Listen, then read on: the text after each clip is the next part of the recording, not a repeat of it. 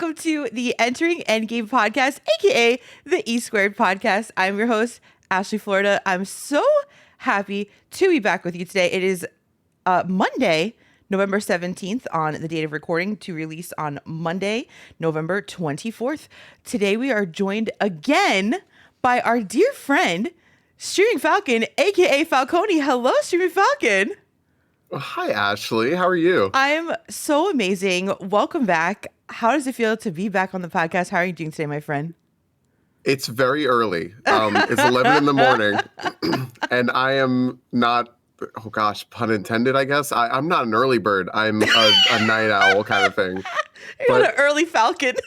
No, I'm not an early falcon. I'm a night falcon. But I am hyped up. Like this is the most energy I could have at this time of day. So I'm very, very excited. Are you excited because of the other person that's sitting with us right now?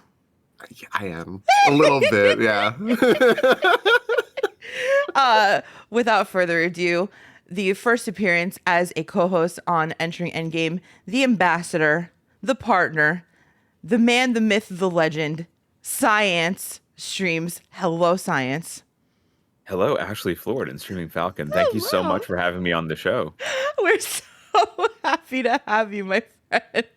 We're so happy to have you. Blown away by the radio voice. Oh my goodness. Oh my gosh, I know. Yeah, you sound incredible. Like, you sound great on stream, but my goodness gracious, the sultriness. It's all the filters, you know. It's all the filters out. Science Streams, would you please do our listeners a favor? Will you please tell them a little bit about your channel and what y'all do over there? Absolutely. So my wife and I run the channel together, and we're both research scientists. We have our PhDs in molecular biology, and our goal is to bring science to everyone, to make education fun in a biological context, whether that be doing science art, science news, IRL adventures like fossil hunting, museums, zoos, aquariums, and then, of course, video games and talking about the science in video games. That's so incredible. Which I don't know for y'all. When I was a kid, it was told to me that, you know, games would rot your brain out and you can't learn a thing from them. Turns out that's not true. There's actually a lot of opportunity to learn in video games. This is what we needed to tell our parents, like, our whole childhood. We needed you so long ago, Science. It was my parents telling me the same thing. Like, you're gonna melt your brain now. Like, I don't think so. StreamingFalcon, would you do me a favor too? Would you remind the people a little bit about your channel and what you guys do over there? Yeah, I just play video games. I skipped to the end of what Science said there, which is I play video games a whole lot. I play video games. I have silly conversations. You might not learn anything, but no, I actually really appreciate what Science does because I actually did my master's thesis on video games and psychology. So I play a lot of video games on stream, and I do tend to bring in a bunch of like headiness and analysis to them, which is for me a dream come true. You know, I get to talk to people all day. I get to play games, either new ones or old ones, and I get to, I don't know, just kind of look at things through a lens that I never would have done on my own if I hadn't been playing there with people and talking to people. So it's kind of incredible how, like, we bring the elements of our real life and our own education, like, mixed in with video games. Yeah. Well, they're a good palette for yourself, right? Sure. To express yourself. Absolutely. And it's what makes it unique, right? Like, how do you stand out in a world of, let's say, Pokemon streamers, right? StreamingFalcon's able to be like, well, I have this training and this background. I can talk about these elements to it, either about the game or just in person, like with the chat. And it's like, well, that's what makes you special and unique. See, I'm going to talk up Science here for a second. We're just gonna compliment each other, like it's kind of what we all do. Date energy, just like you know, I'm watching this man play Jurassic World 3 last night and build a Jurassic Park with a McDonald's and a Lego store in it, by the way, and then just go, hey, by the way, did you know that baby T-Rexes ate independently of their parents? And I was just sitting there like, how'd you do that? That's some sort of wizard. How'd you just... He has a talent. I just learned something today that I'm remembering at 11 in the morning. It's impressive. I think, like, too, what makes it so special on Science Stream is that it's you hear the word educational and you automatically think boring. And I have never been bored a moment in that stream. Like he tricks you. Like you're a trickster, because we're thinking we're watching like some awesome gameplay and you somehow figure out how to drop incredible biological knowledge on us the entire time. It's incredible what you do. Because you didn't see us in the early days. That was, the first stream was a PowerPoint about fruit fly science, and Lita was upstairs watching, supporting, because there was, no one else watching, and she was like, honey, do we want this to be successful? Oh. Yes, ma'am. Okay, we need to rethink this. We embrace the chaos. Your first stream was a PowerPoint on, did you say fruit flies? And I was in a button down too. Oh, that's so precious. Because you have to dress a certain way, right, to be trustable scientist. Of course, of course. It's so funny you say that. When I, my first couple years streaming, I dressed like a little bum. I really did. I had like big shirts, cardigans, like my hair thrown up in a bun. And I will tell you, since I started to like try to dress a little bit nicer for the stream, I feel like it like makes you feel a little bit better about yourself, My one of my first streams, actually for a while when I started streaming, I got affiliate like this.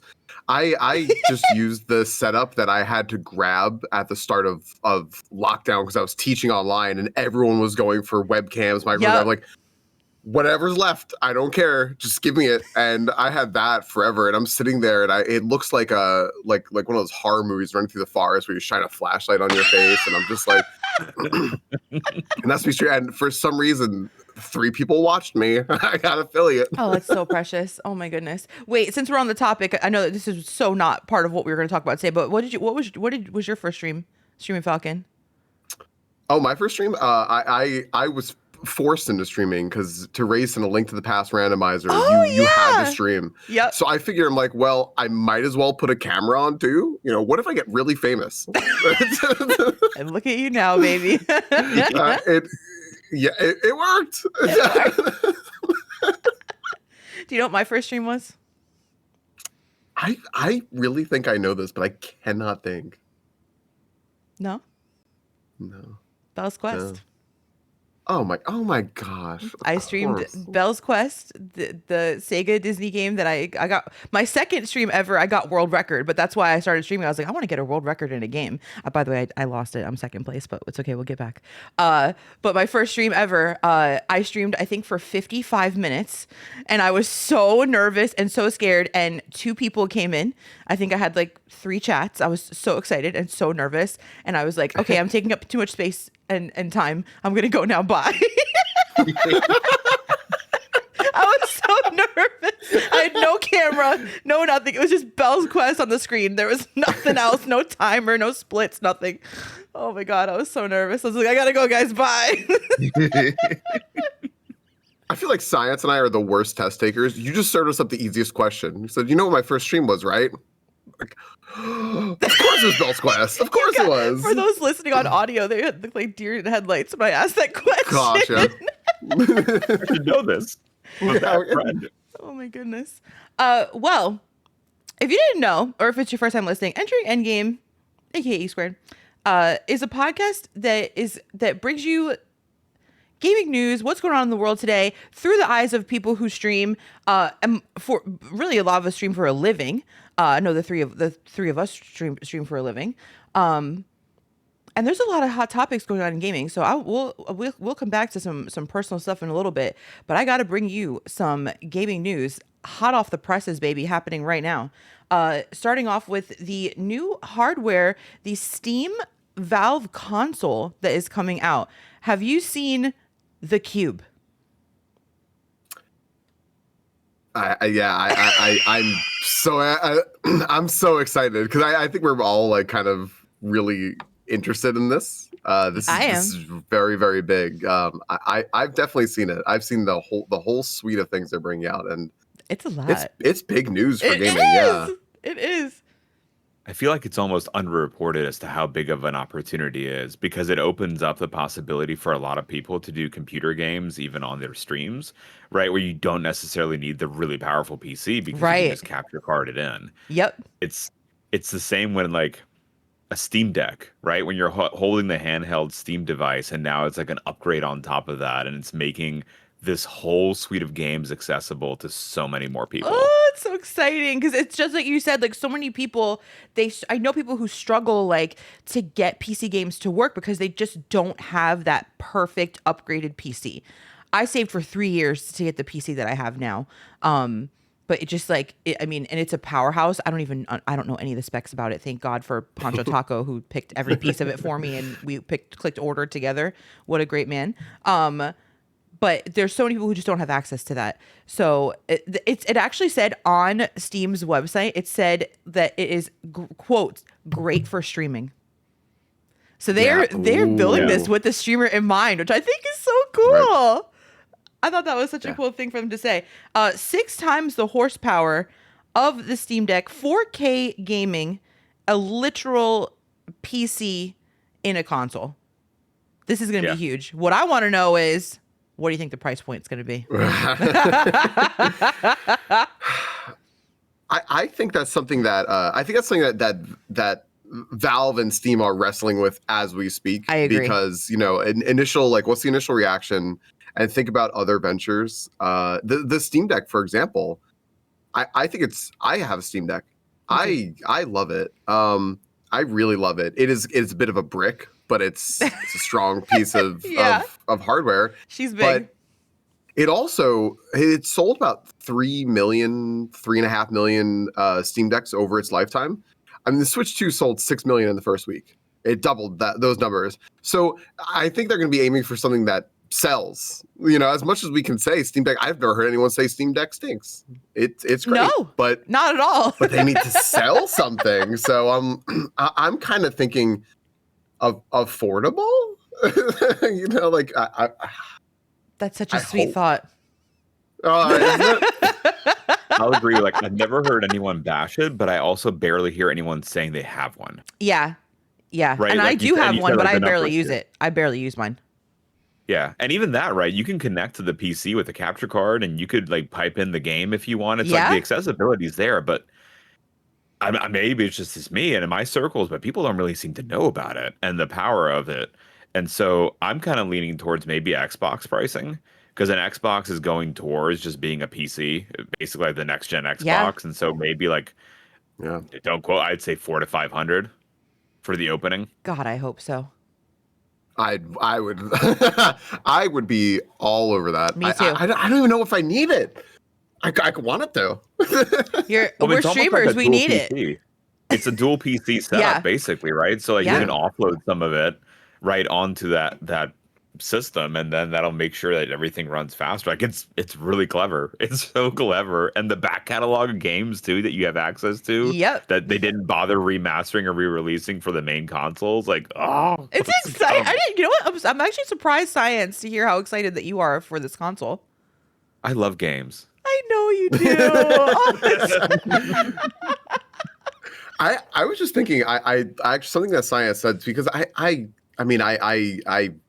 have not lived where I live very long, so I don't have very many friends outside of my computer space here, right? Same. And I know people who know what a Steam Deck is, and I think about that. I go, boy, my opinion that's very shaded by the world I live in, which is people who are very deep into gaming, right?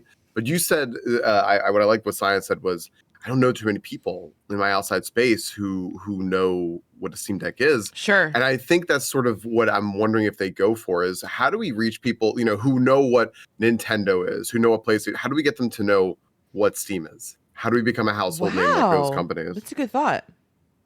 Yeah, I'm wondering, like, how do they sell to people like that? That's that.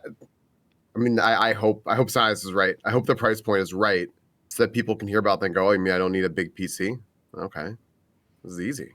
It's how you sell it, right, and how you market it is going to be the main catch. Yeah. And then maybe they'll have like different tiers, and I wonder if they can you can upgrade it, right? You can add in an extra card or something for like increased power if you need later on, versus like I mean, with the Switch, right, we had the extra like micro SD card you can add in, but you really can't modify the consoles too much. Sure.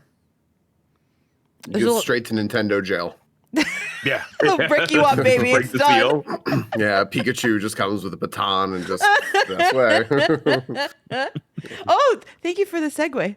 You are the king, Falcone. You are the king of segues, my friend. I stole this whole bit from Bolin. I can't. He showed me the way, and I can't stop now. The two of you are the smoothest men I ever met on Twitch. I will tell you what. Well, I'm gonna take that Pikachu beating your Nintendo with a baton, and just mosey right on over to Pokopia. I don't know if either of you have any interest in this game, which is like the Pokemon Minecraft mixed with Animal Crossing, but make it Pokemon type of game. But they just came out with like a 10-minute brand new trailer this week. And I will tell you right now, I had personally no desire to play this game. I've never played Minecraft. I've never played Animal Crossing, both for the same reason that I am afraid I will get majorly addicted to both and just want a perfect island or a perfect space in Minecraft or whatever, and I will never put the games down. But I'm going to tell you right now, this last trailer for me, I will be purchasing Pokopia. The exact same thing for me. Really? I have never played Minecraft because I worry about getting hooked. Yes. I worry about playing sim games, and here, Falcone saying I'm playing a sim game last night. It's the same issue. I get hooked in, Yeah. and I'm like, oh god, we've been in here for 5 hours. And then just the ability to use your imagination and build stuff, and then incorporating a universe that you love and adore, like Pokemon, like that sells, right? Like that's Of course. it's embracing creativity, and then nowadays the game engines, like you can do stuff that we as kids thought was impossible to build something and have fun with it. So yeah, I mean, I'm unfortunately for the same reason very excited about the game. How about you, Falcone?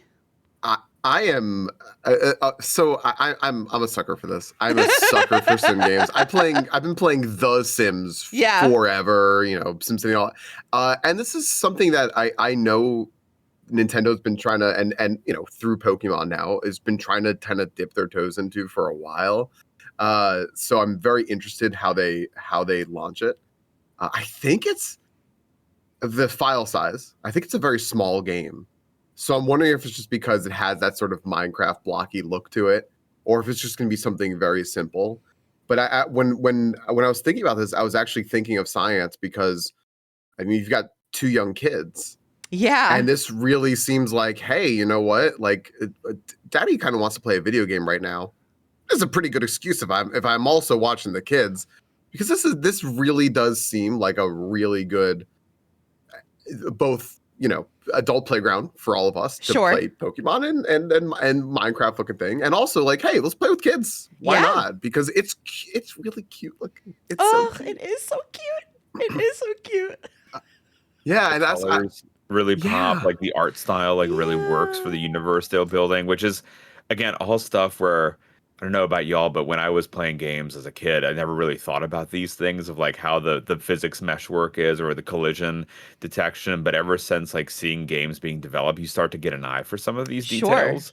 And it's like, even in the trailer, like, wow, there's a lot of TLC that's been put into like each of these different avenues. And that's really nice to be able to see and appreciate. I think for me, like, I'm not a big mainline Pokemon game player.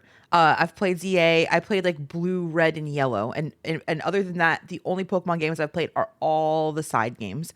I like all the off mainline Pokemon games. So this is like perfect for me.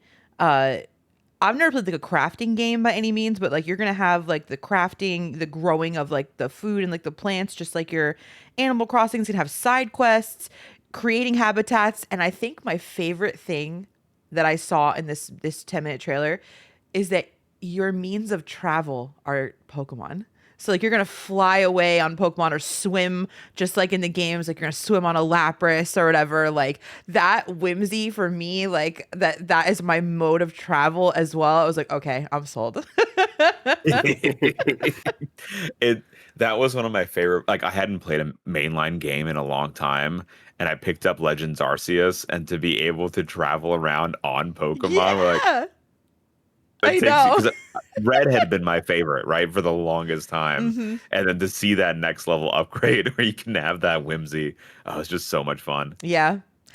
I think being brought into the world and actually have the world of Pokemon mean something. Like, the fact that a Pokemon can fly or can swim actually means something outside of just, Lapras used surf and attacked another Pokemon. Like it has a purpose. Yeah. Is so awesome, right? Bringing that into that immersive experience is just really, really, really fun for me. And I mean, this is it. Like you are a Pokemon in this game.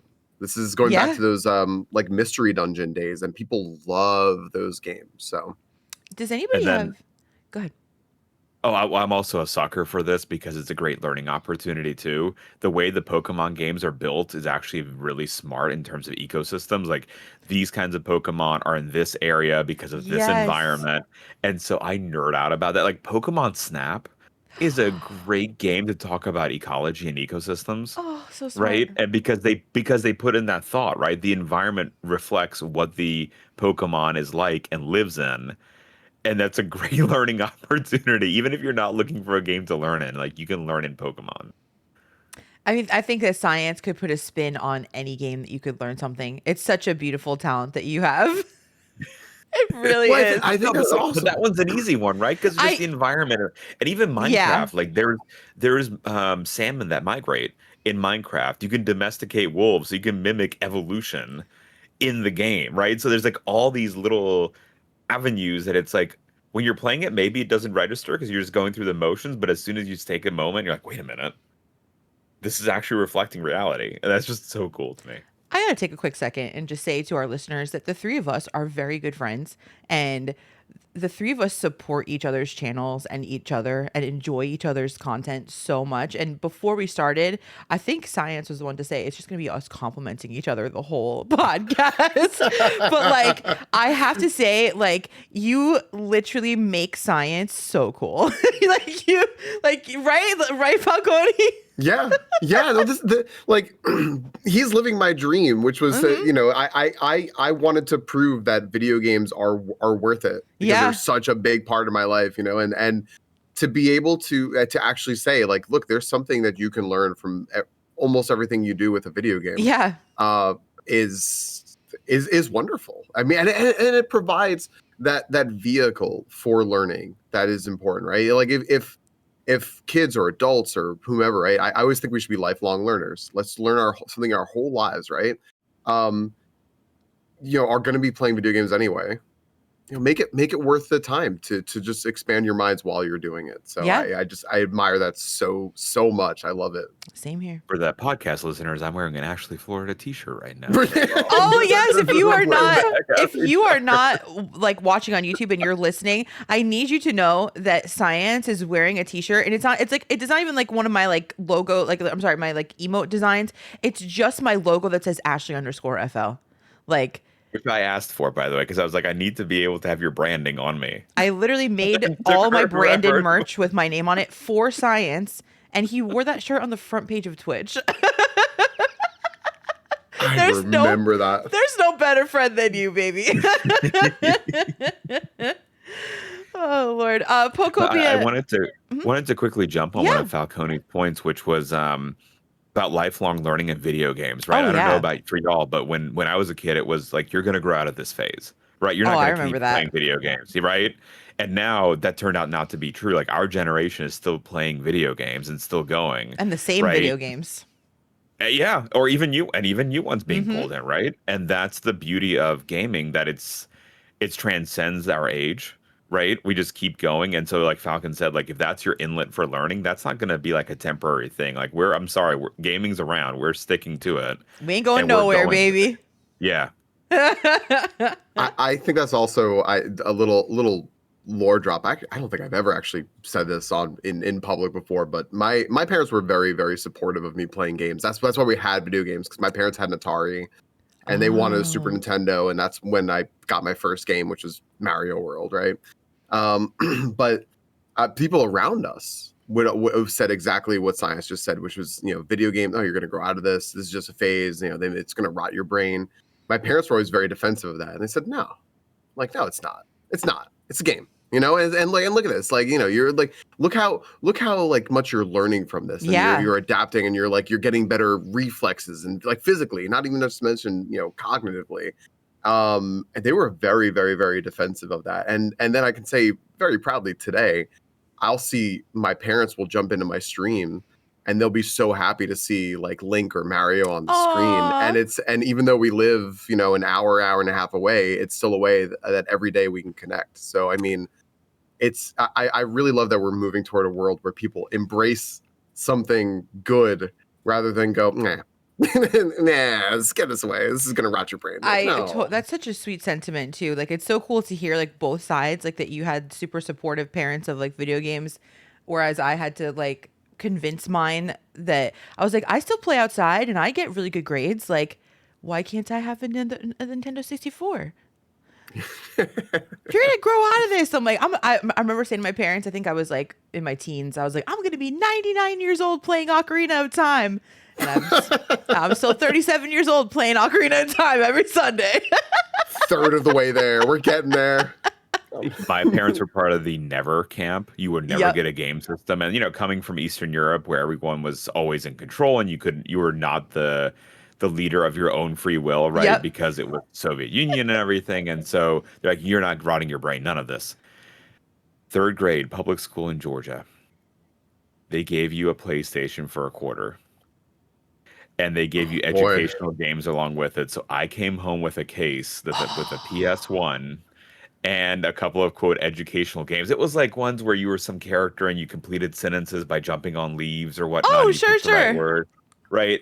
And my mom changed her tune on a spin. She was like, well, let's go to Blockbuster, I guess. And I was like, what do you mean? I got educational games. She's like, you read at a high school level. Let's go get you Spyro the Dragon. And Whoa! that was my first game. Oh, that's awesome. Whoa, that's so cool. And then she was like, I guess we have to get you this now for your birthday because we've. Boy, I should have grown up in Georgia. Remember, like, Ashley, when we were given like an egg to take care of, or like a little doll that would cry and would teach you life lessons? Like, Oh, yeah. Here's a PlayStation, and don't scratch the disc. I grew up in the wrong area. We had people in our third grade class that couldn't write their names. Oh. So that gives you an idea of the educational quality in public school at Give that them a PlayStation. And yeah. This is I have no idea if they continued doing that. I have no idea if they had any measurement, if it made a difference, but it made a difference in my life. Wow. I love that. Well, as we get older and some of us have families and children, Minecraft being mixed in with the Pokopia, right? Poncho Taco, you guys know Poncho, he was on the podcast as well. His daughter, he got her into Minecraft, like through like him playing it, her getting interested. She's about 5 years old. And one thing I love about like the fact that like we're growing up with video games, like as adults, like we're still loving them and we're passing them on to like children and stuff like that, is the fact that they're still mixing them into movies. They put out a brand new trailer for the next Mario movie, the Mario Galaxy movie. I just watched the Mario movie like a couple months ago. I'm terrible with movie watching, but I finally watched it. And I'm so sad I didn't watch it sooner because I absolutely adored it. This new Mario movie trailer that came out, tons of Easter eggs in there, new characters, new voices. Did you guys watch it? And will you guys be seeing the new Mario movie when it comes out next year?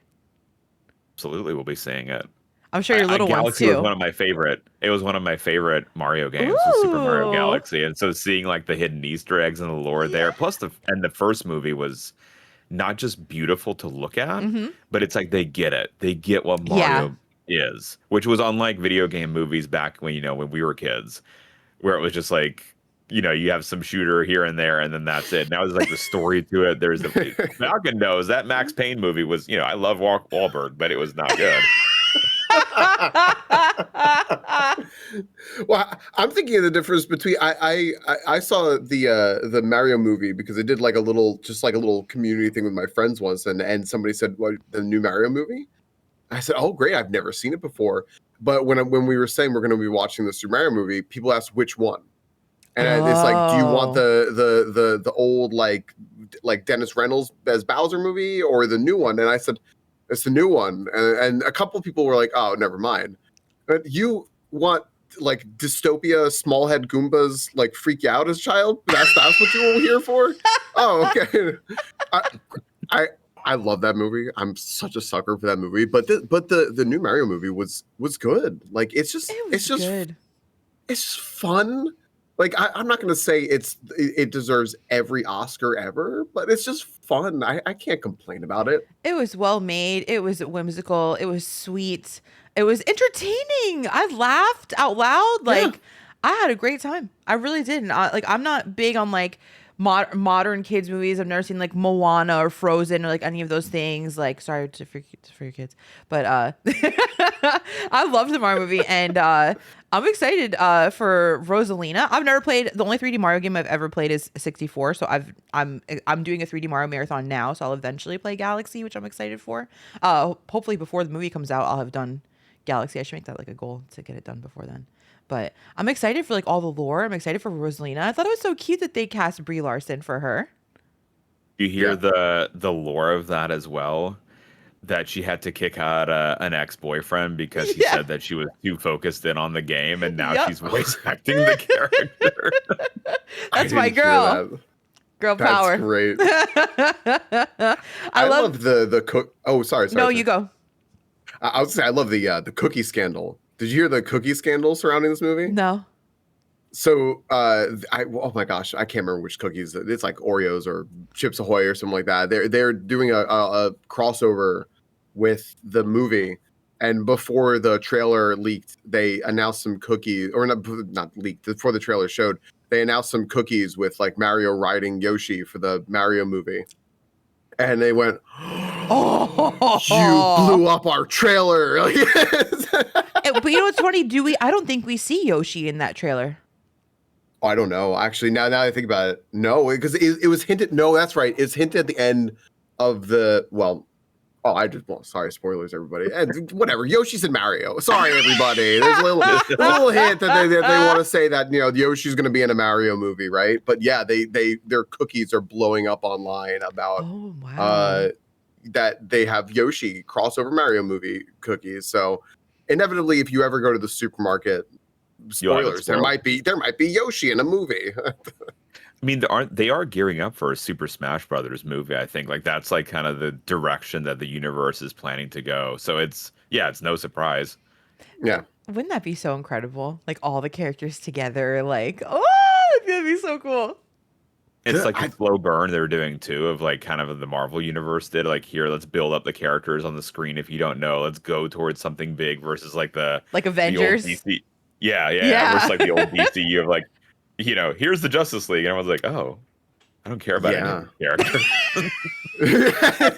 But if you care about one character, that's what's so brilliant. It's like I kind of got to see this. Like I really like Batman. I don't really care about most of the other stuff there, but if you put Batman in something, kind of want to see it. I kind of want to see Batman.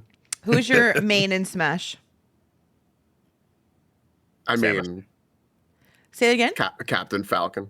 Oh well, yeah. Sorry. Science, what'd you say? Samus, always since the N64 days. Oh.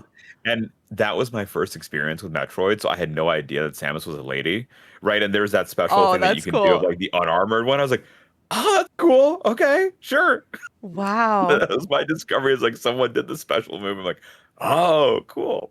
But no, that's what made me fall in love with Metroid with Smash Brothers. That's and so like cool. that the grip attack that you've got to like hold on to the enemy and chuck them. Yep. My go-to. To this day, it's the go-to. Do you want to guess my main? Peach. Mm-mm.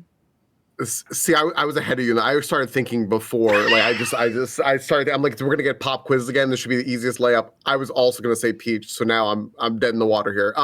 Is it Zelda? Close. Link? Sheik. It is Okay. Sheik. Yep. if the game has Sheik, if not, like I'll be Link or Zelda or whoever. But Sheik is always my main. I will. I'm saying my main like I've ever won a match of Smash in my entire life. Right. Never won a single time. Never. When Ashley went to those tournaments at the EB Games, back in the day, like it's always just showing up as Sheik. Yep, and leaving with my head between my legs every time. Thank you for the Samus, because you just segued me to the next topic, which is the Metroid Prime 4. We got another trailer, and I love how they did it on the Nintendo Today app. Good for them. Like, maybe being like, you need to, you got to go on the app. Like, oh, okay, Nintendo, all right. I think we hit on that on the last episode we recorded together with the Pikmin. Yeah, the little Pikmin video, right? Yeah, they're leaning into the Nintendo Day app. It's pretty good. I like that for them. They came out with another app for the Nintendo Store. Like I got like 5 Nintendo apps on my phone right now. Yeah, I actually had to delete something on my phone. My phone's like 5 years old at this point. I'm like, I'm gonna delete. How do I get another Nintendo app? I need that. I don't need a calendar. Yeah. Nintendo Today is a calendar. That is my calendar. This is my calendar now. So Metroid, we got all new trailer with gameplay, and the internet is buzzing right now about one particular NPC in the game that people who are doing like pre-plays of it are all like complaining about. Science, you're nodding right now. Have you heard buzzes of this?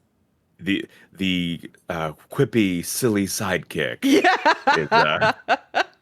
He's the one reason this game will fail. Like, I've heard these kind of IGN comments. I'm like, are you kidding me? Like, I don't know. Like, you want to push the game forward, do something different than whimsical and silly sidekick. Nintendo, you can do better. I'm going to tell you right now, if they were talking about that NPC trying to get me to not play the game, now I gotta know.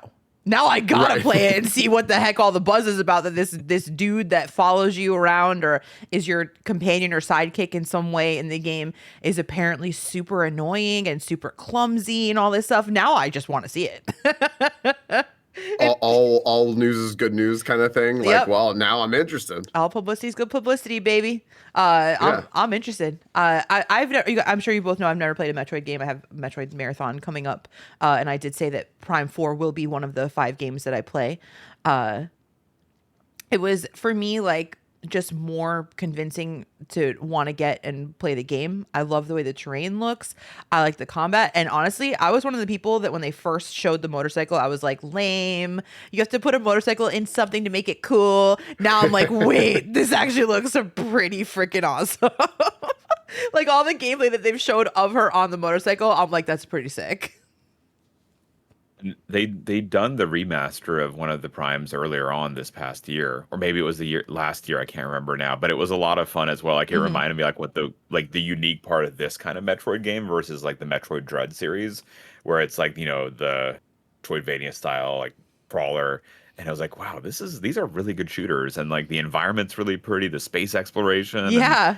I'm like, I don't know. I'm not like sold on the NPC because I never am, but I'm like, it doesn't dissuade me from wanting to play it, right? Yeah. I'm a big flower defender from Mario Wonder. That like that little trumpeting flower that just kind of keeps screaming flower? at you. I love him. Yeah, I love him too. I absolutely love him. Like he just talks to you all day and he doesn't shut up, and I'm okay with it. I'm like, it's like my me. little buddy. He's like just put some fake lashes. I'm the talking flower. No, I love it. This is like, it's like flavor, right? And I'm sure there's ways I think you can like turn it off, or at least in that game you could make the flower speak German. It was very funny. Oh, mine spoke Italian for so long. Mine spoke Italian for so long, baby. My flower just yelled at me. I was like, oh my gosh. Like, Achtung, there's a Koopa. I'm like, oh gosh, okay. Like, yeah, I think I had said, I think this is another flashback to the last episode I was on with you, but I think I had said, I'm going to wait on Metroid Prime because I don't know if it's going to be, I get motion sick easily, right? Yeah.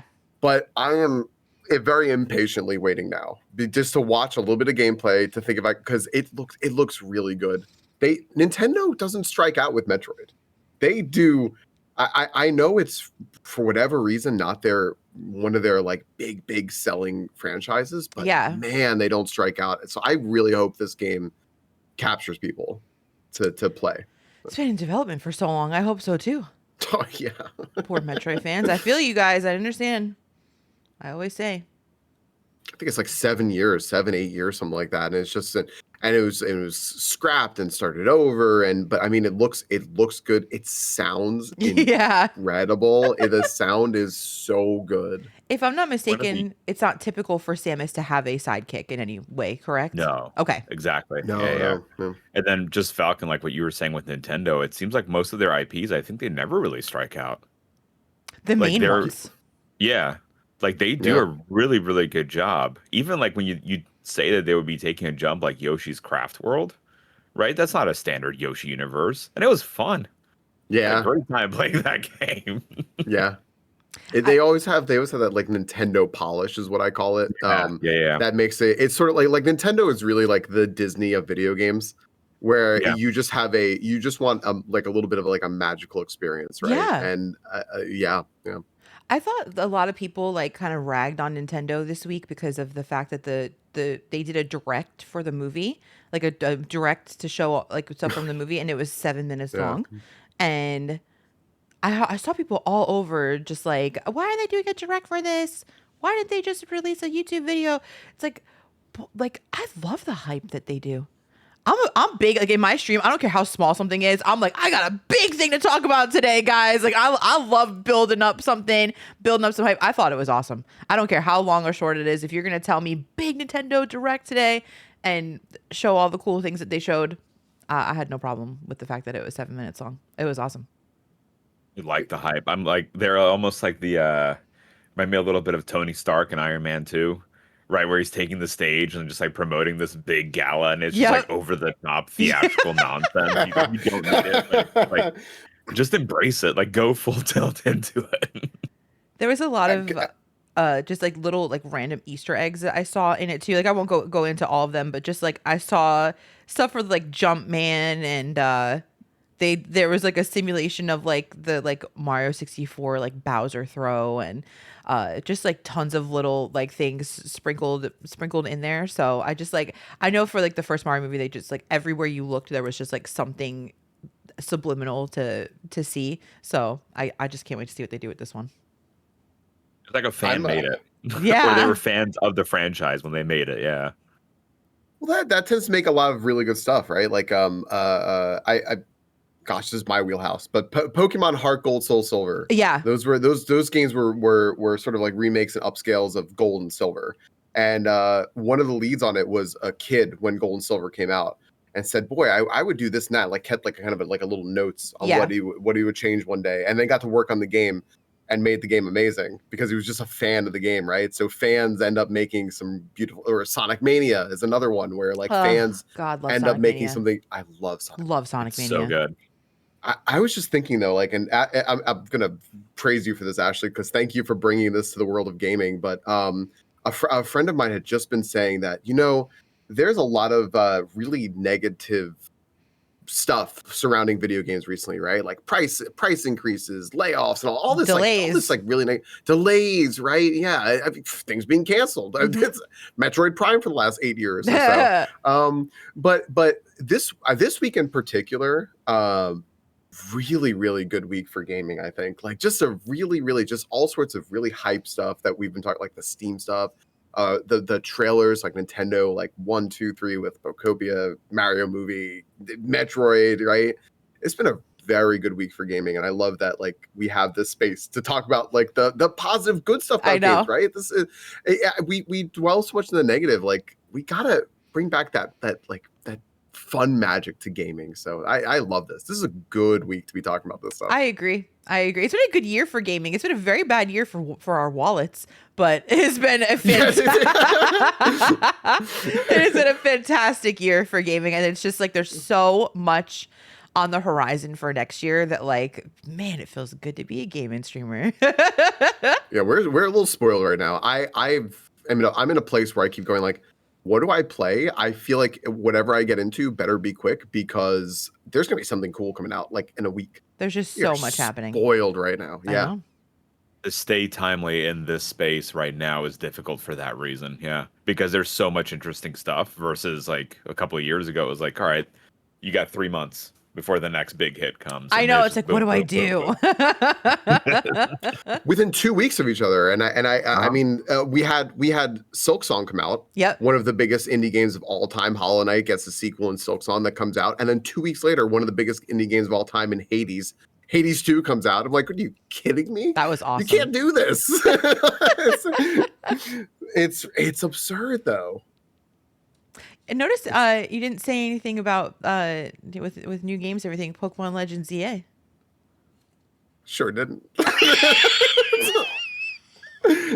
And my brain stopped just short of that, because I was actually thinking a timeline. I'm like, and then after Hades, 3 weeks later, something came out. I don't know what it was. Okay, I'll. Wait. I'm gonna segue you. Okay. Oh, sure. Before we started today, whenever I do a podcast, I give a very broad list of just like a couple of things that have happened in gaming. I'll just list out a couple of little topics, whatever. Threw those over to the boys. We get on today. I'm like, is there anything you guys want to add or talk about? And Science said something about StreamingFalcon hates Legends EA, and I was like, what? And I was like, we're putting that on here. That was the last episode. And he was just like, oh yeah, he was still leaning into it, right? There was still a possibility. There's some things have changed so I just want our listeners to know. I had to stay composed, because I was about to just launch the tirade. I'm like, Ashley, calm me down. Let's go. I breathe. I took a few breaths, did a calming a little bit. I think I was saying last time I was very, very excited to get into it, because I think maybe it just started, or yes, I finished playing it and I put it down, and I'll preface by saying little parts of me keep wanting to kind of jump back into it and just play like a little bit more on my own. But I realized that this is one of those, I guess, beauty of streaming things, is that when I'm streaming, I do things with a very, very analytical lens, and I kind of fine-tooth comb things, and even in perfect games, you can find some flaws. I don't know, the menuing stinks or something like that. But I just at every turn of my 35 hours or so, I just kept getting so disappointed by Legends EA. And it just didn't capture the magic of Legends Arceus that I loved. It felt kind of hollow. It felt kind of thrown together. It felt like they wanted to do so much, and like jack of all trades, master of none. And I just felt so left down. And at the end of it, I'm sitting there and I'm like watching myself back. I'm like, cutscene. Okay, next let's put okay. And I'm just like, I was like, boy, what a grump. And but I realized that it's funny, because when I close it up and credits were rolling, I'm talking to everyone and I went, I think that if I had just played this game, check out, just play game, catch Pokemon, no thoughts, I would have really enjoyed this game. But because I actually went so deep into it, I end up just seeing too many flaws. But it still does make me hopeful for the future Pokemon, because they tried stuff. They did stuff. I may not have liked it, but they tried. Yeah. And I love innovation, and I respect the heck out of that. How about the DLC? Will you play it? They pushed it up. And I think that has to be to like hit a little bit of like FOMO or something, right? Like, well, it's coming out in like 3 weeks. You might as well buy it, right? I pre-bought it. I'm sitting here and I'm like, after everything I just said, I'm kind of like, I kind of want the Mega Raichu. I mean, I kind of want to play it. Looks kind of cool. Yeah, maybe. maybe a pretty strong positive answer for me at this point. I'm still a little angry at the game. Science, you still want it to be good. You're still looking at the Pokemon, like the characters that you love, like Raichu and the other. It's like, all right, well, I still want to experience that. It's not necessarily the game that wasn't what you wanted. It's like you're still hopeful, right? That's a phenomenal point, actually. Yeah, that's exactly it. Like, well, something will make this good, right? Aww. If I throw another $30 at it, maybe. Yeah. I might. I legitimately might. Science, you liked Arceus, you said, right? I hadn't played any of the main lines for a long time, and I picked up Arceus, and so like the free roaming Pokemon was new to me, and being able to run around and catch them in real time and like have the battles going, it felt more seamless and it was still turn based, but not the same way, right? It Yeah. felt more freeform, and the exploring component and the riding the Pokemon and traveling and back to the home base of the town, interacting with the characters. Like it was a really rich story and just a fun, satisfying experience. Wow, that you just sold me on wine. But I know you put your hand on your heart, My Falcone. heart grew 3 sizes. I'm trying to just keep it in. I I know just Falcone loves that one, but that was yeah. before I didn't know that he enjoyed it as much as he did, and I was telling him like, yeah, I really like this one. Now I Like, it want to was just play really, it. really well made. I want to go Yeah, buy no, it right now. I love to hear that. That's when we were talking earlier about being immersed in the game with Pokopia. All I could think of in my head was Legends Arceus. I'm looking at like the Legends Arceus replica model on my desk, and I'm sitting here. Yeah, that's I love that. That's why you think that game is great because yeah, like everything you mentioned, it said that's why I love that. Be Aw, immersed in the world of Pokemon. I am a trainer. This is great. I am I a have trainer. stakes. Yeah. You know what makes me special? I'm the only person in this world who can do a really good overhand throw. I think that's what makes you really special now. Yeah. um, Falcone, I put another thing on the list today just for you, just to touch on. You spoil me. Thank I you. know. I saw in the gaming news world, Fatal Frame 2 remake has a release date. I'm so excited. I'm so excited because this is a game that I talked up forever to people as just like I won't even say a hidden gem because it's so widely like critically acclaimed, but it's just old and you never had if you didn't have a PlayStation 2, you had no way to play it. Yep. And now people get a shot to play it, and I'm so so excited about that. And I think I know it's springish. I think it's March. March 12th.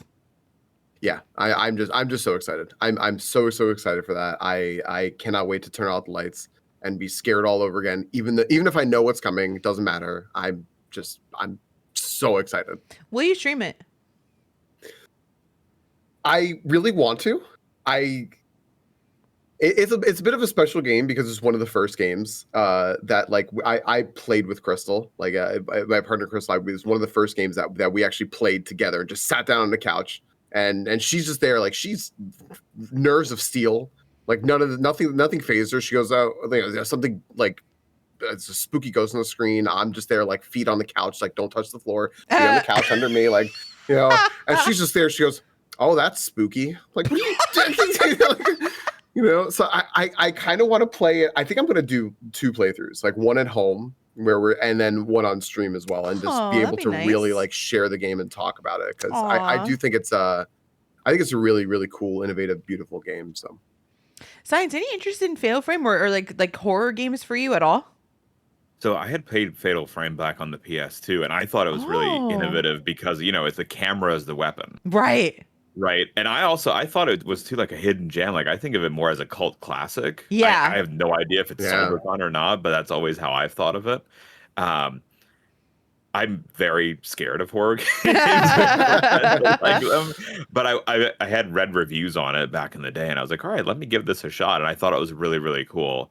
The biggest horror franchise I'm into is Resident Evil. Again, for someone who does not like horror games, I think it's the lore of that universe that really took me.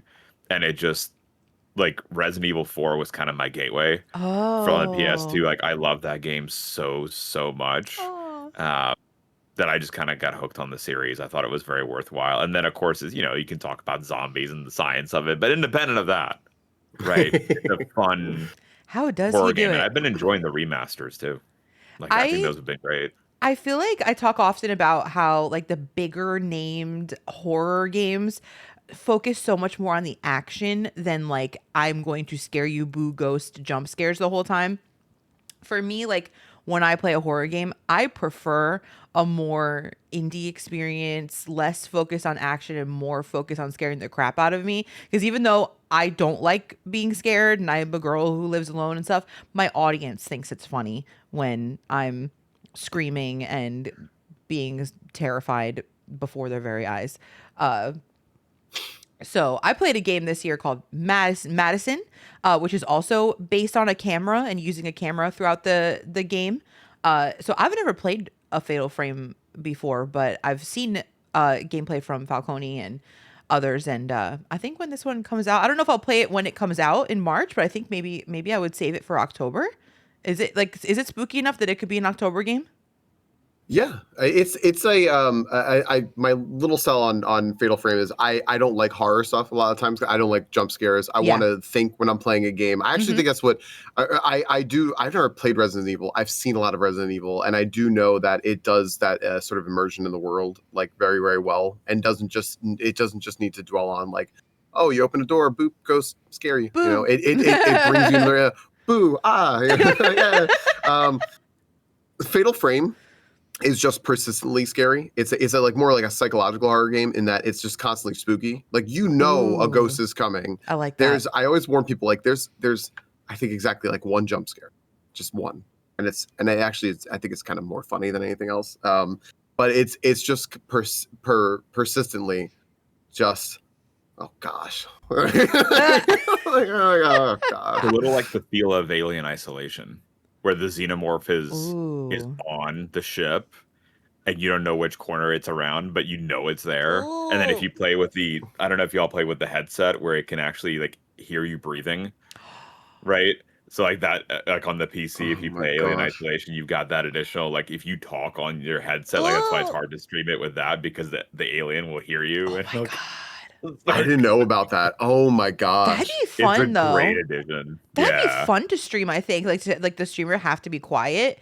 And like, of course, like it would be not like, you'd have to have your audience like kind of like talk amongst themselves, like, but I think that could be like a cool experience.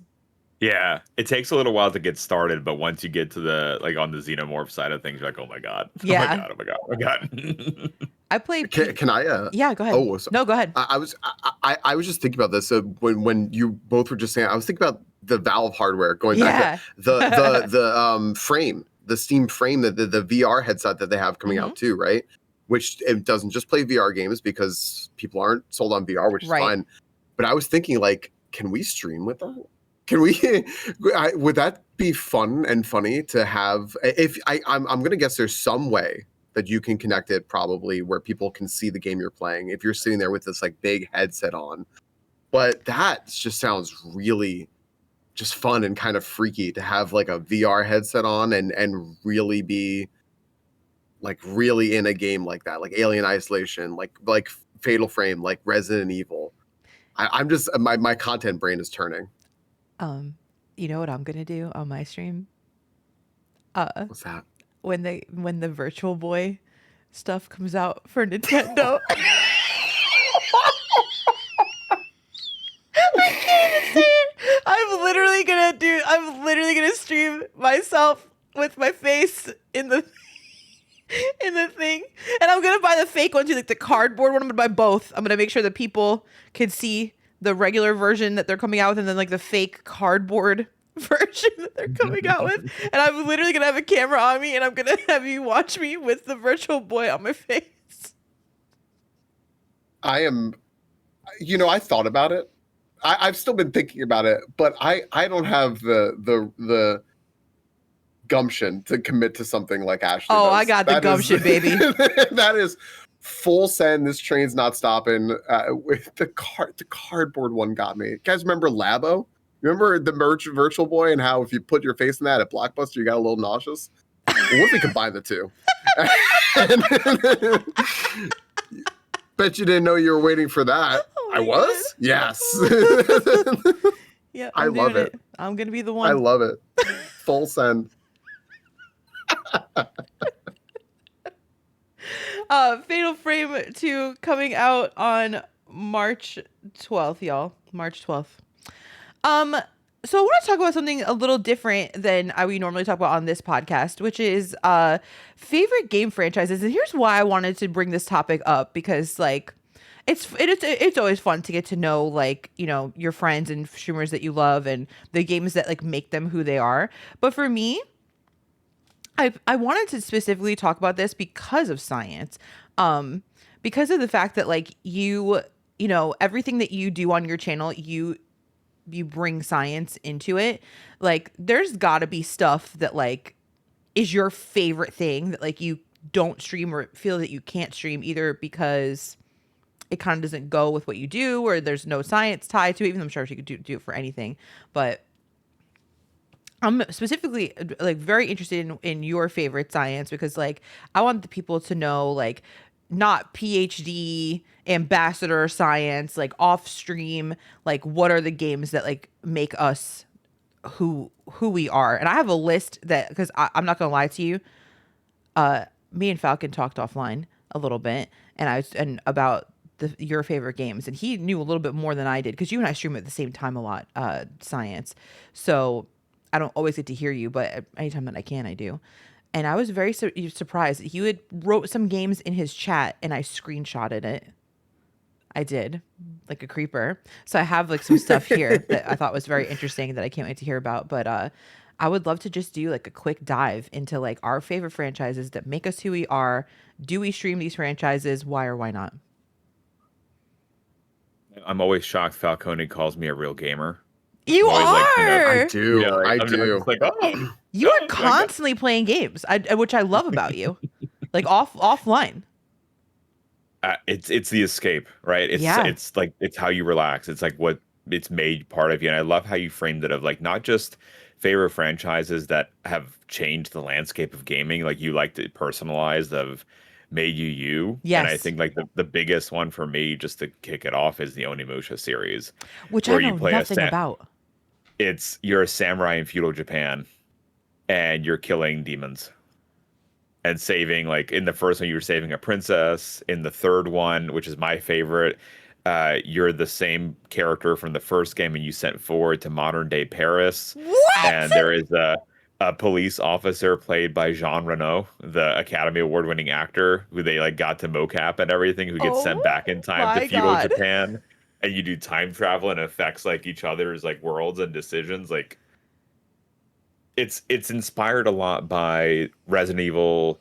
Devil May Cry and Onimusha came off of Resident Evil, inspiration wise, and they're actually coming out with a new game, I think, next year, The Way of the Sword, which I am super jazzed about. Exciting. That's Is that an Onimusha game, or just like a new game called The Way of the Sword? No, it is an Onimusha game. Okay. I don't know how it's going to fit into the universe, because they made 4 through the PS2 era and then stopped. And then they have done a few remasters of 1 and 2, which are great. They're pretty faithful. They've, it's got like a nice facelift of the animation wise. And then they still haven't remastered my favorite of the third one. And then they're looking now for that new game. And they still, you have a gauntlet that you can absorb the demon's souls with. That's what you use to power up your weapons and your armor. And it's just, I don't know. I was very smitten with said game. Wow. That's so cool. And it's not that you can't play it. There is like actually a fair bit of historical accuracy in there. Some of the characters are based on historical figures.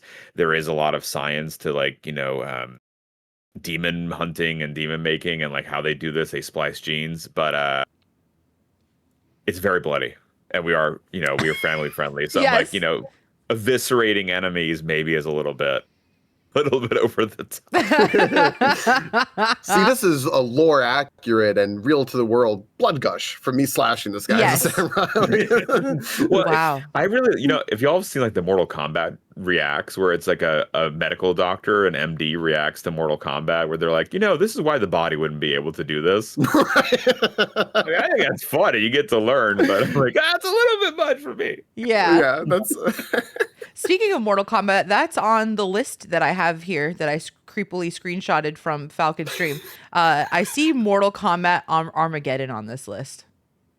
That one was my favorite because it was the one where at the time it brought together all the characters of the universe. Like the roster was, Sick. it was bloated to high heaven, Sick. right? There were far too many characters on there, but I loved No it such so thing. much.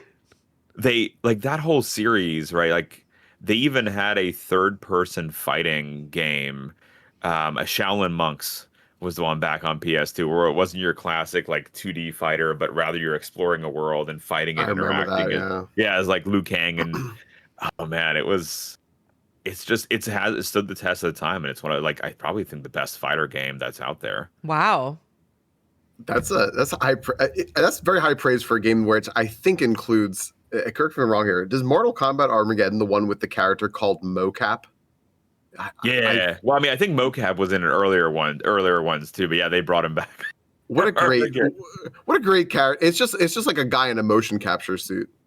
That's it, with the little balls on right stuck on him and stuff. That guy is far better than Boraicho, whose claim to fame is he throws up on the ground and you slip on his vomit. Like that's his only attack that's worthwhile.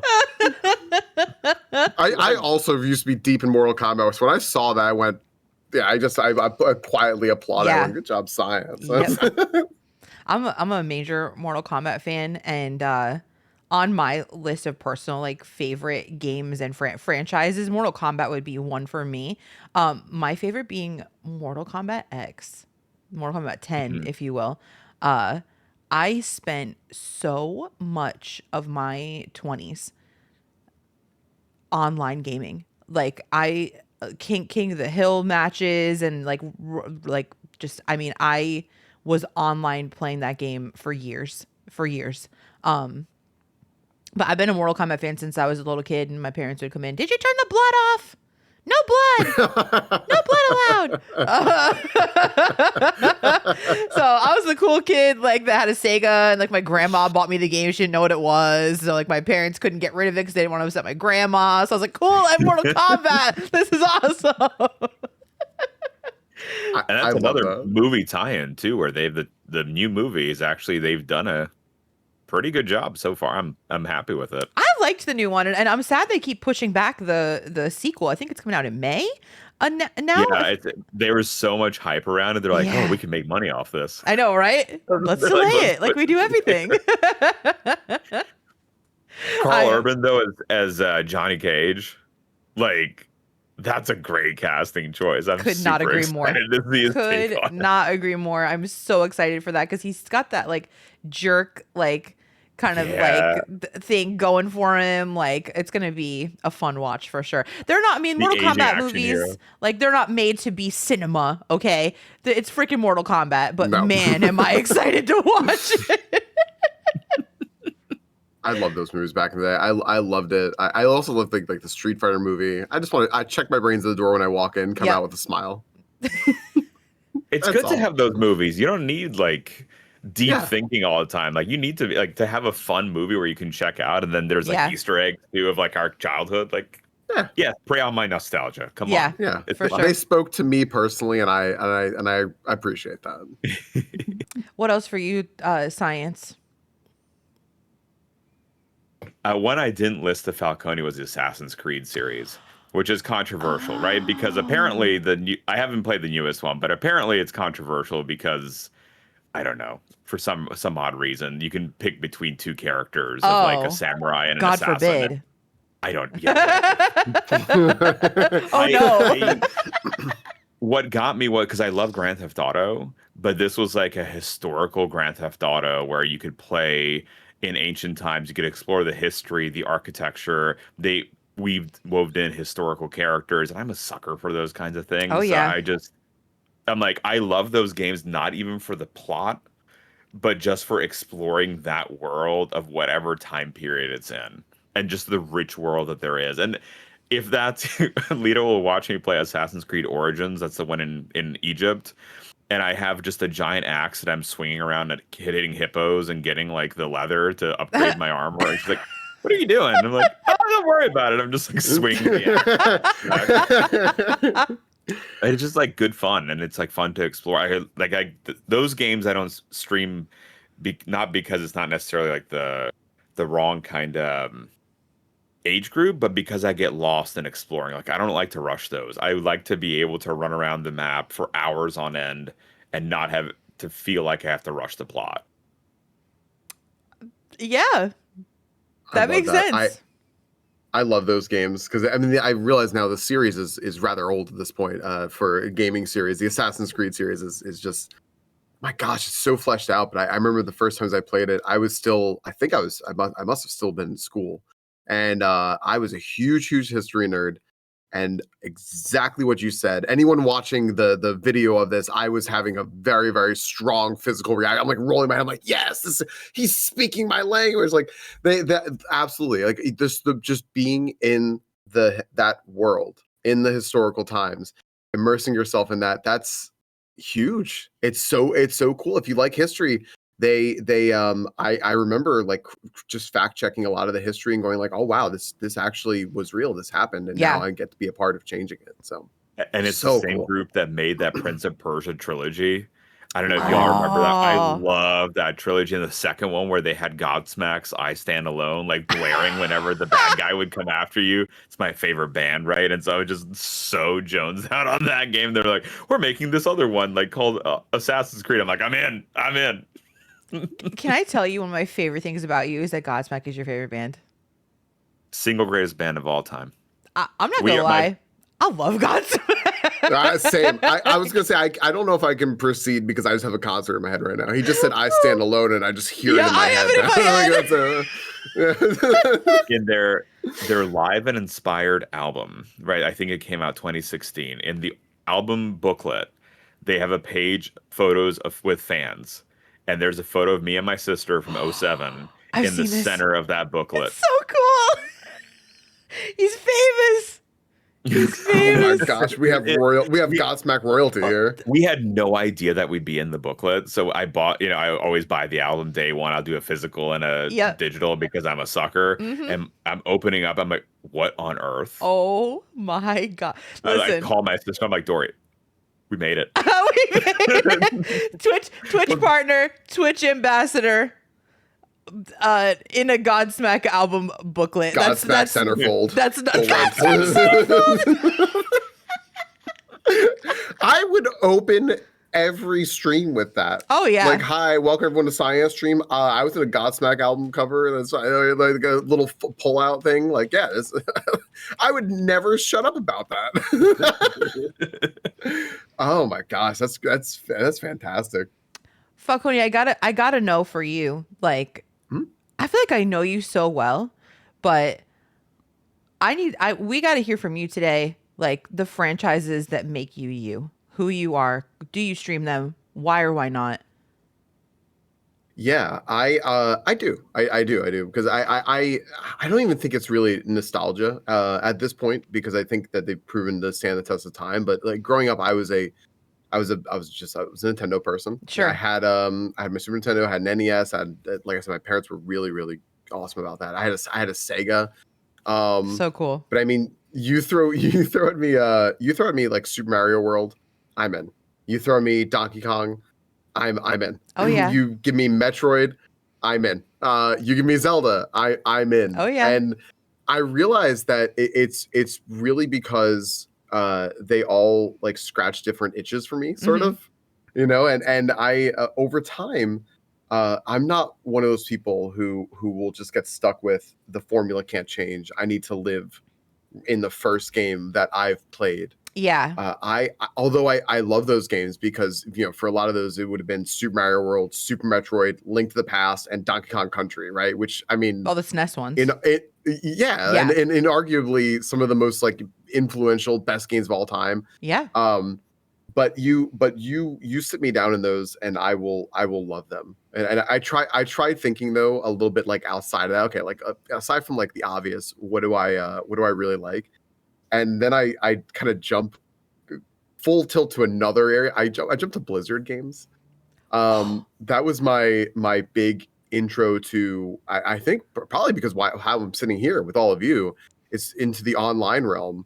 I remember when I was 10 or 11, my friends had started playing I think it was Diablo 2 first. Okay. Before StarCraft, but it was 1A, 1B. It was either StarCraft, maybe it was StarCraft. I don't know. It was StarCraft or Diablo. And I just started playing those games. I was like, wow, this is really cool. I can play a game online. I can meet strangers and play with them and make friends. And I mean, I still have friends that I made 25 years ago doing that. That's so cool. We jumped into Counter-Strike. Counter-Strike became my thing forever. I was deep into Counter-Strike, made friends there, and that just really really took off for me. And now today, some odd years later, I'll still play Diablo games. I'm randomizing StarCraft, and that's so cool. And then while I'm playing World of Warcraft, I call my power monitors, which is the split screen where I have like Ashley and Science doing that little Windows thing where you drag a window to the side. Yep. Goes, what do you want on the other side? I'm like, here's Ashley, here's Science, and I am raiding in World of Warcraft. Oh. But these things all like they hit me like right in the feels with my nostalgia. But also they grow, and I love that. I love when the things that we love grow and change to welcome new people in. Sure. Absolutely. And I've never seen you stream a Diablo. No. I realize those are my kind of I end up playing this by myself because I don't know how to make it fun for other people. I try to think about that. I'm fine. so like I love that you just said that. I love that you said that. I realize I have so much fun on my own. Like Belinda was saying with exploring Assassin's Creed, wanting to wander or do whatever and not worry. I have so much fun on my own. I'm like, would anyone else have fun with this? I'm so biased. So I don't know if I could I don't know if I could stream them. I might try one. This is one of my 1 a.m. listen to Godsmack and just play Diablo and see like, hey, anybody having fun with this? So I like that admission though. How I love this game, but I don't feel like I could make it fun for other people. There's definitely like Wario's Woods for me. Like you will hear me talk about this game all the time. It is just like a Puyo Puyo Tetris-y kind of a game, but you're playing as Toad and it's all these little monsters. When I tell you I'm 37, I play this game almost every day, almost every night, I should say. I played it last night. I the hours I have since I was like 5 years old in that game, but I have streamed it before, but that's a tough sell, man. Having people watch you play a Tetris kind of a game like that for such a long time, and it's 256 levels to beat the game. And I've done it on stream before. I did. I was trying to do a deathless run. I got my PB is 2 deaths in 256 levels. It's not an easy game. I've played it before. It's not an easy game at all, but I love it, and that's why I didn't even actually mean that for one of my like things that make me who I am, but it is. If you know me well, you know that Wario's Woods is like my game. It's such a weird game to like have such an affinity for, but like I wish I could stream it and like try to speed run it. The speed run are impossible to beat the way that the records are from the insane people that play the game. But man, I've seen them there. It's wild. I wish I could stream that every day, man. I really do. Any others? That's like me in Tetris Attack. I actually love Tetris Attack. That's a pickup like once every like year or like every 2 years. I go, I remember Tetris Attack. Yeah. And I love that game. I love the music in Tetris Attack. Yeah, and I only just recently found out because of Nintendo Switch Online that in Tetris Attack with all of the Yoshi characters and such is just a reskin of a Japanese game, right? And I played that. I was like, not as fun. You're an imposter. I know you came first, but this is not right. Like this. Yeah. On my like personal list, I think that the only game you really need to know about me in any way, shape, or form to know who I am as a human being is Ocarina of Time. If I could stream one thing for the rest of my life and never stream another thing, it would just be OOT randos forever and ever and ever. Sunday is my favorite day of the week. Nothing makes me happier than turning that game on. If my audience loved it as much as I did, I would probably just be an OOT streamer. But I do love my SMW Kaizo and the other things that I do. I still love doing Bell's Quest runs. Like Disney Sega is like my thing.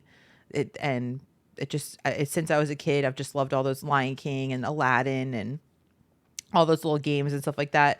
But one game that like I feel like makes me who I am as a person that I personally don't feel like I could stream is Left 4 Dead.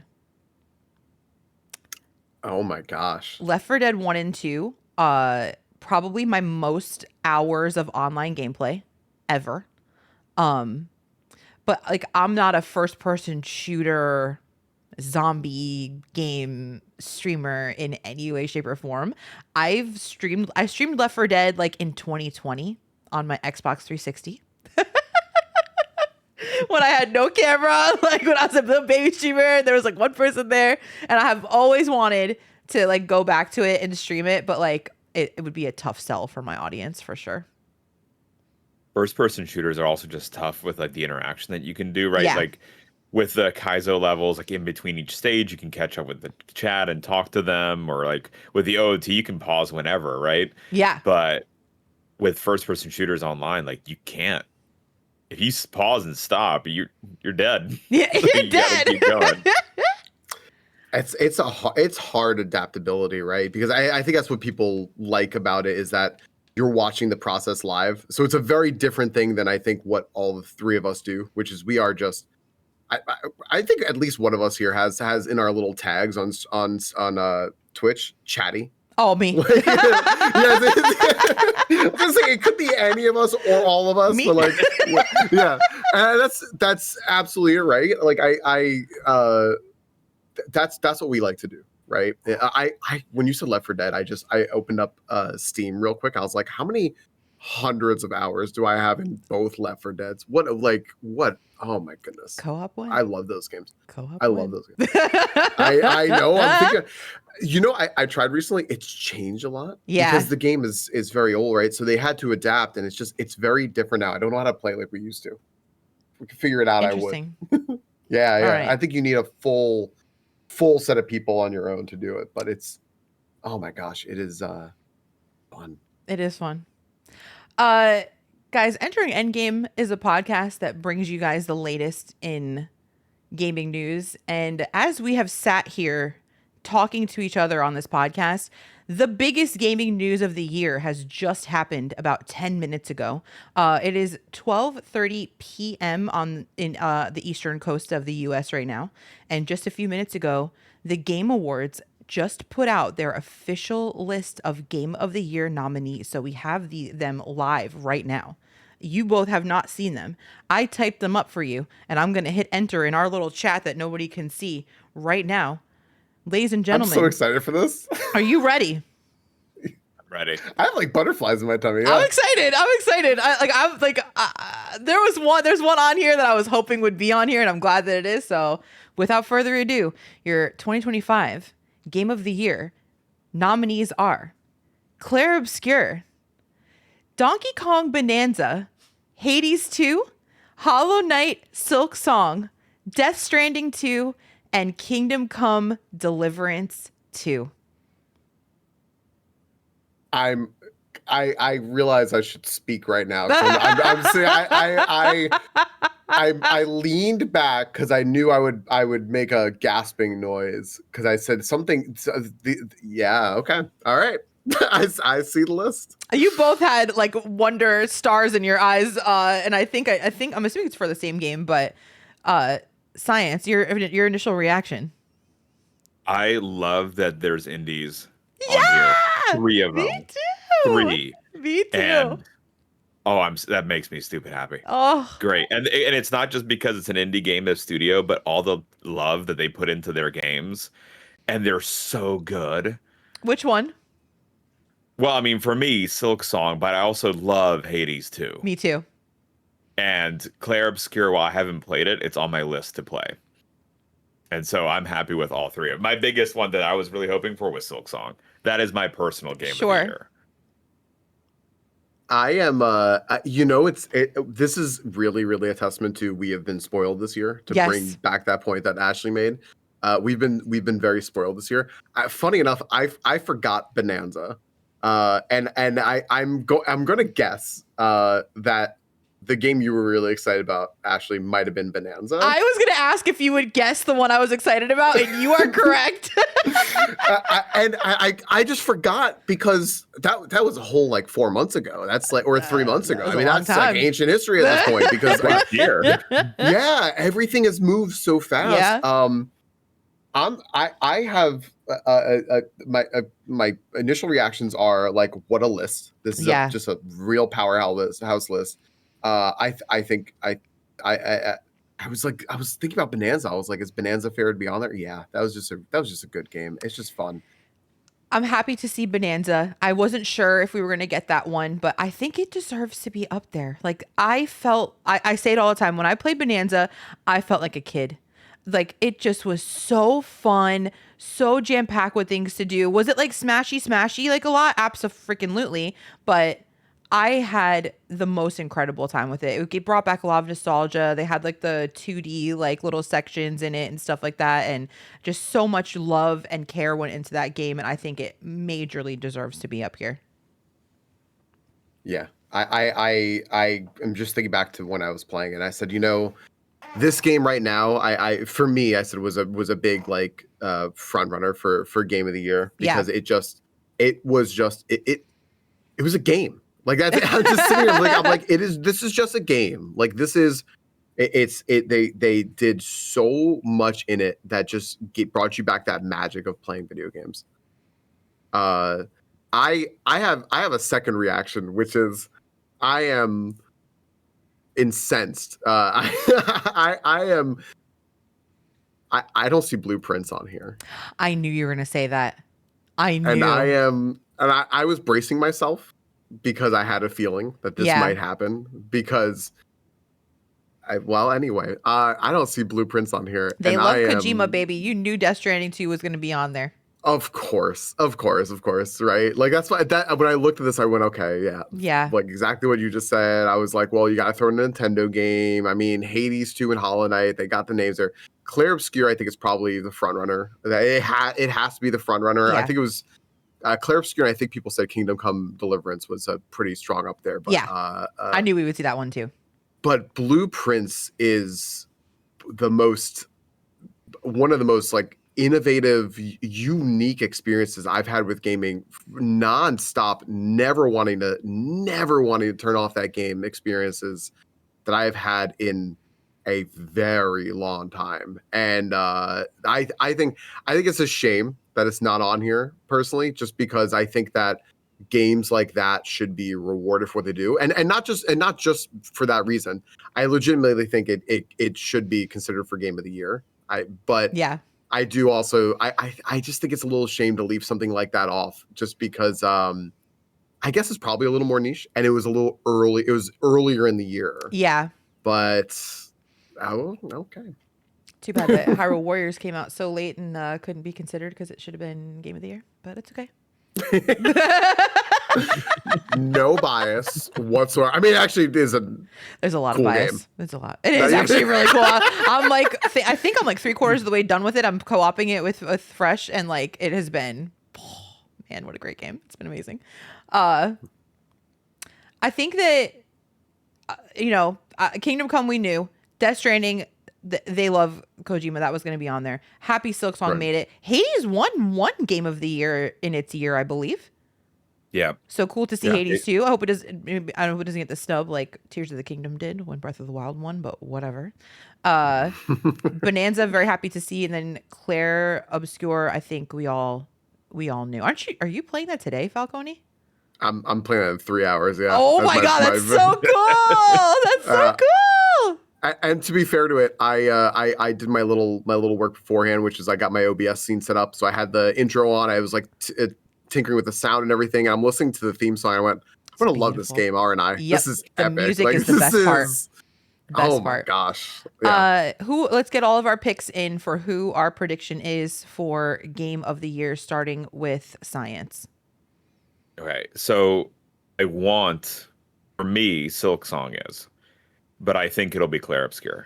I think the scale of it, I think the world that they built, I think the seamless attacks and how well it was done, the voice acting, I think it's like the music. I mean, again, Silksong, Hades 2, these all hit the bill. They're all really, really well made, but there just was something special about Clair Obscur that I think that's going to pull out ahead. Okay.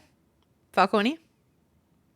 I can't disagree. I mean, I still think maybe it would be like a sort of like wrestling top rope thing where blueprints might come from the rafters and like, just like elbow drop and it's like, well, blueprints, wow, like great, like wow, okay, great. And then I'll be like, I'll be happy. Oh my God. And then I'll wake up and I'll go, oh damn. But yeah, and I think I think it'll be Clair Obscur. I know that some people were it's sort of the Baldur's Gate 3 thing, which I'm sorry to bring up the wound of Tears of the Kingdom. Look, I love Baldur's Gate. I have hundreds of hours in that game. I have way more hours in that than I do in Tears of the Kingdom. But for me personally, that year, I was giving it to Tears of the Kingdom. I was Me really too. championing Tears of the Kingdom. But I think that people were sort of like, oh, I don't know if they'll give it to a game like Baldur's Gate 3, over Tears of the Kingdom. Would they? And they did. So I think that really secured the way for the future for a game like Clair Obscur to win Game of the Year. It's just such a oh my gosh. It's also I will just throw out there, for price wise, we were talking about a year where our wallets are suffering because of all the gaming. Mhm. I picked up this game for $30 something. Wow. Which is a Game of the Year competitor. So it's there for people to play. It's innovative. I know that there's a million options in the game. You can tinker it to play it the way that you want, and it's gotta win. It's gotta. And both Hades 2 and Silk Song are also like $20. True. Yeah. Yeah. In a world where our budgets are being broken, three of these nominees are not these AAA titles that are not overpriced $80, $90 games. Kind of cool. They could have Yeah. charged a lot more. They really could. And they still would have made bank. And so I don't know. That's bad respect to them for not. Yeah. When they announced Silk Song and they said how much, it was releasing, how much it was going to cost, jaws dropped. Yep. So yeah, that's a great point. Indies, please keep doing what you're doing. Do it. Please We need reward you. these games. Yeah, we need you, please. And free DLCs too for Silk Song. They're like, oh, what? Yeah. So incredible. My goodness. For me personally, what I would like to see win is Silk Song. Believe it or not, I think I haven't played it yet, but I think that I've watched both of you and many other people play the full game, and I've been enjoying Hollow Knight so much, and I think that for me personally, I would be the happiest to see Silk Song win. I'm gonna call Clair Obscur with you, but I wouldn't be surprised if Kingdom Come wins.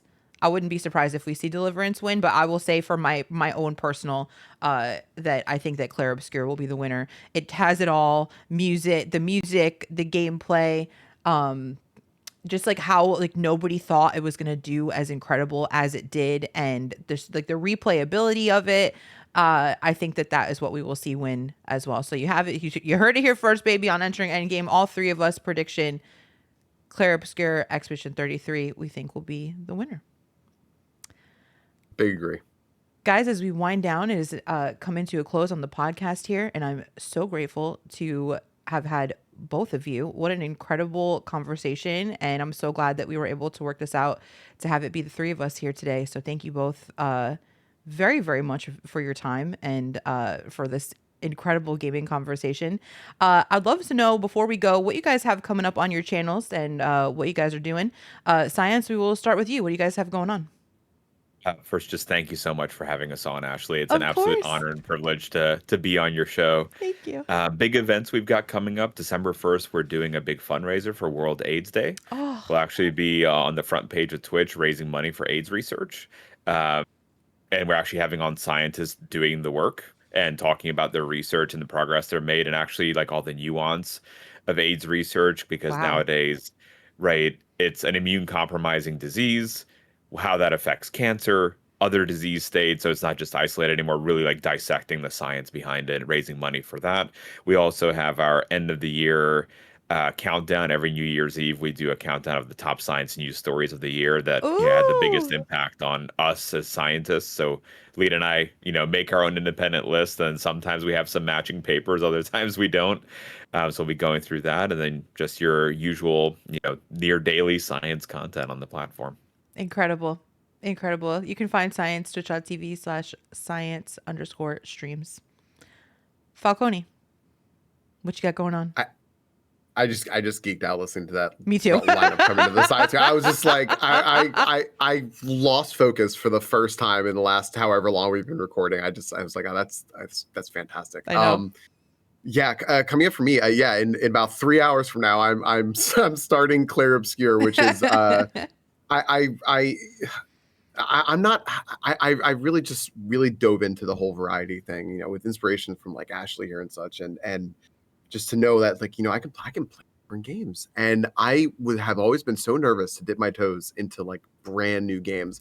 I know it's a few months old at this point, but just the amount of people saying, I would love to see you play this game just made me go, all right. I said, this is I when it first came out, I said, I'm not, no, it's great. It looks beautiful. I'll watch I don't know. I don't want to play it myself. And then just the outpouring that game had for support. Like I gotta play this. So I'm going to be doing that. I know nothing about it. Cause I stopped watching streams. I'm spoiler free.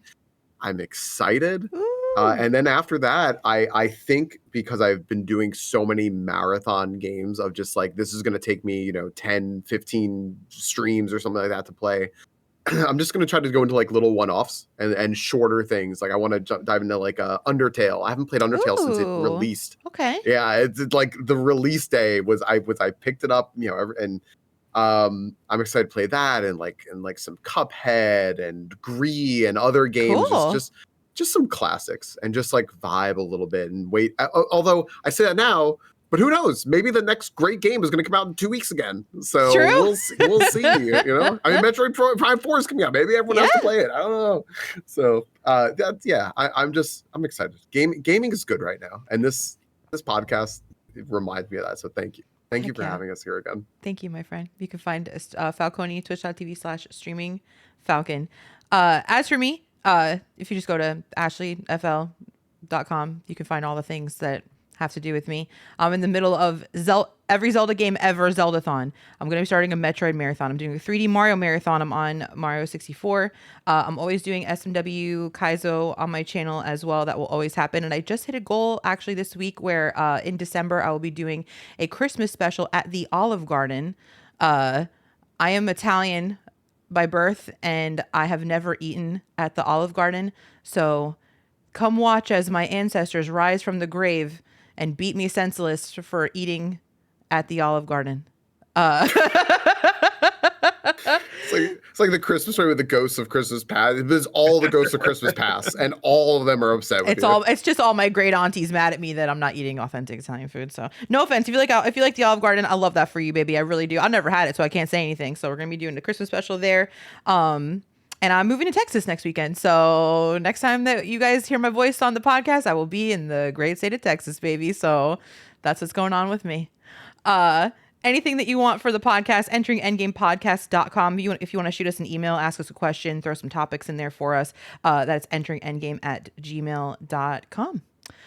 With that said, this has been episode 4 of the Entering Endgame podcast. Take care, gamers, as you're entering Endgame. Thank you for listening today.